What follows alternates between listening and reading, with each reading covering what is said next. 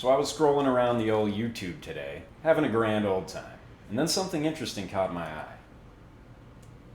Miguel here left me a nice and thoughtful comment. At the end of it, he mentions IGN had credited me for some type of research into joystick drift issues. I tell him I wasn't aware of this. He sends me a link, and what I find next surprises me. It even surprises my dog.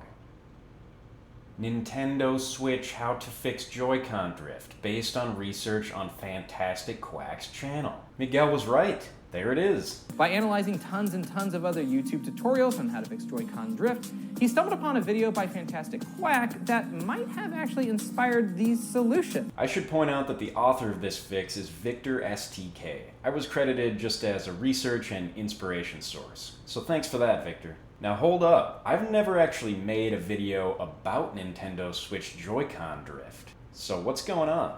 Well, in a few different videos, I'm working with components that have spring contacts to make an electrical connection to an adjacent circuit. Things like joysticks and small switches fall into this category. Something I often do after cleaning is verify those spring contacts aren't warped or deformed. And if they are, I physically bend them back into shape so that they're closer to the original as-manufactured state. This way, when we reassemble things, there's more pressure from those spring contacts to the actual circuit board, thus minimizing the risk that we'll have any type of intermittent connection. This technique, and particularly some footage from my PS Vita joystick video, seem to be where Victor drew some inspiration from.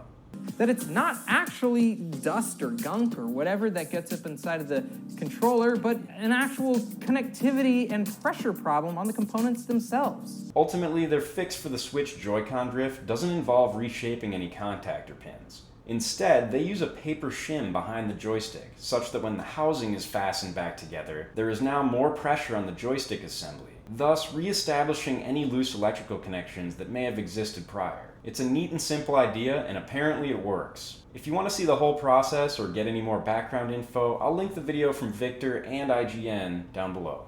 I think it's pretty cool that a huge company like IGN credited me, a tiny YouTube channel. Some of my videos are unique where I hadn't seen any other creators attempt something like it before. More often though, there is some overlap, in that the video I'm making has already been done, at least in some capacity, by someone else. In either case, my goal is to always bring something fresh to the table, whether it's new techniques or methods, more detailed discussion on a certain concept, or even something as simple as consolidating a video so that only the important info is there while eliminating any fluff. Seeing IGN credit my channel here is very encouraging, because it tells me there's a useful and unique aspect to my videos that I'm putting out there, and that it's not just the same pre-existing content being regurgitated over and over again. In my repair videos, I try my best to come forward with new methods and ideas that you don't find in other places. I hope that's the impression you get too. Anywho, I just wanted to make this video quick because I was pumped about the shout out from IGN.